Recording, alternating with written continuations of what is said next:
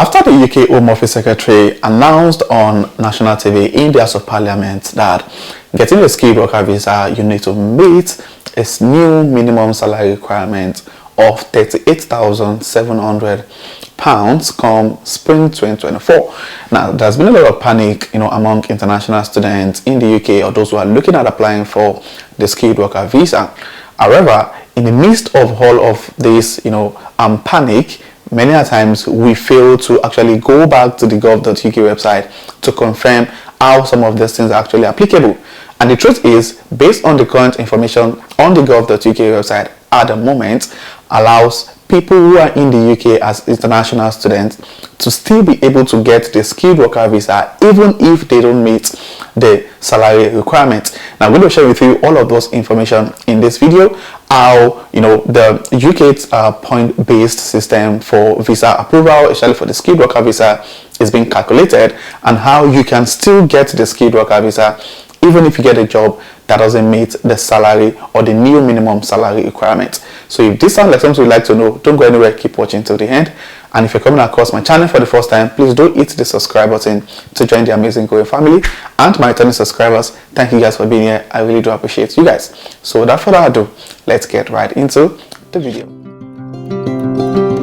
In as much as it's important to make sure you get a job that pays you the minimum salary requirement for applying for a skilled worker visa, it's also important to know that on the UKGov website there's a part which states that you can actually be paid less to the minimum salary requirement and still get the skilled worker visa. So if you check out the gov.uk website, you will see that you might still be able to apply for a skilled worker visa if your job is eligible but your salary is less than £26,200, which is the the current minimum salary requirement for the skilled worker visa, or your job's usual going rate. Now this usual going rate that the UK Prime Minister mentioned, I'm going to be explaining that too shortly. You must still be paid at least 10.75 hours.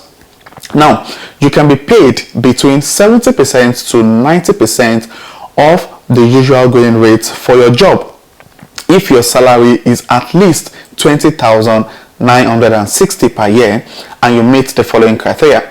Now, what this is saying basically is that according to the UK government website, which has not really been updated, it says that you can actually get paid between 70 to 90% of the current minimum salary requirement. Now, in the past, it is actually, or at the moment, it is still 26,200. So it means that if for the 70% of 26,200, you can still be paid at least £20,960 for you to be eligible for the skilled worker visa. So the range is between the 70% and the 90% cap. Now the question now is, with the new updates or with the new policy that says that you need to get a salary of £38,700 to be able to get the skilled worker visa, it means that if you meet some of the requirements I'm going to be mentioning shortly, if you get a job that pays you at least £27,090, you can still apply and get the skilled worker visa. And the question now is, what are those requirements you need to meet to be able to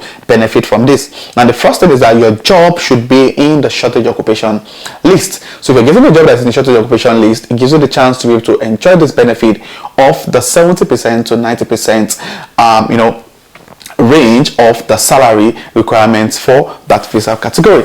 Now, another point is that if you are under 26, studying a recent graduate or in the professional training. So if you are under 26 in the UK and you just finish your master's program, you are eligible to apply for the skilled worker visa even if you don't meet the salary requirements. However, your salary must be between 70% to 90% of the minimum salary requirements. So if you're under 26, this is good news. If you recently just graduated from any university for your master's program and you're under 26, then you can actually get a skilled worker visa that pays you at least £27,000 without necessarily having to meet the minimum salary requirement for this visa category. And also those who can actually get this benefit is that if you have a science, technology, engineering or math, which is a STEM, PhD level qualification that is relevant to your job, then you can also benefit from this. So if you have a relevant PhD level qualification in any subject, your salary must be at least £23,500 £580, or you have a postdoctoral positions in science or higher education. Now, these are all the conditions that these are the conditions that you should meet. You should meet at least, one of these conditions. It says you meet one of the following criteria. So if you're going to meet one of the following criteria that have been mentioned just now, you can actually get paid between 70 to 90% of the usual going rate of the job you applied for. Now, another question you might probably want to ask is, but the government just made an announcement that the 80% of the usual going rate that qualifies you for a skilled worker visa is going to be stopped. So now this is making so much emphasis. If you read the news or listen to the Home Office Secretary properly, it says that now currently jobs on the shortage occupation list can be paid at 80% of the usual going rate. So if you go and check the UK government website properly, there are actually 3 different minimum salary requirements. The first one is the £26,200. The next one is the going rate, and the last one is the £10.75 per hour salary cap. So, but what the government is putting a stop to now is the going rate, the 80% on the usual going rate that qualifies you for a skilled worker visa, basically. Now, the question is, why is this information important? Why are people so much fixated on the fact that you need to meet the salary requirements? And this is because of the UK points-based system for, you are applying for a skilled worker visa in the UK. Now, it's public knowledge that you need to get at least 70 points to be able to get the skilled worker visa in the United Kingdom. And I'm going to break this down to you. It's very important for you to know that if you get an offer by an approved sponsor in the UK, it automatically gives you a 20 points. Then if your job is appropriate, is at appropriate skill level, it gives you another 20 points. Now, if you speak English at required level, it gives you 10 points. Now, they speak English at required level. If you're in the UK for a master's program, for instance, or you've been in the UK for more than 12 months, or you did a master's program or a bachelor's degree or a PhD program in the UK, you can actually use that as a way to prove that you speak English at required level. So that automatically gives you 10 points. Now, the 3 points I just mentioned are actually mandatory points. You need to have those 50 points. Now, the next thing is that if you get a salary that pays between 20 to 23,000, you get 0 points. If you get a salary that pays between 23,000 to 25,000, you get 10 points. Now, if you then get a salary that pays you above the minimum salary requirements, you then get a 20 points. And this is where most people are concerned, because you need to meet the first 3 mandatory, which is already 50 points. Now, meeting the minimum salary requirement is another point you need to get, which is 20, to automatically get you qualified for the skilled worker visa. So with this new 38,000, it means that every single person getting a job below £38,700 won't be able to get this 20 points.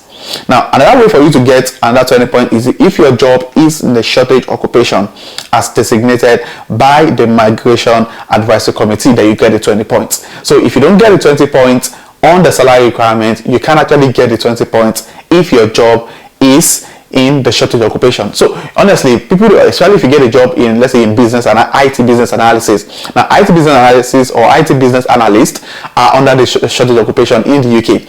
So if your salary is, let's say, for instance, £30,000, you're able to meet the first requirement that you got a job, by an approved license, which is 20.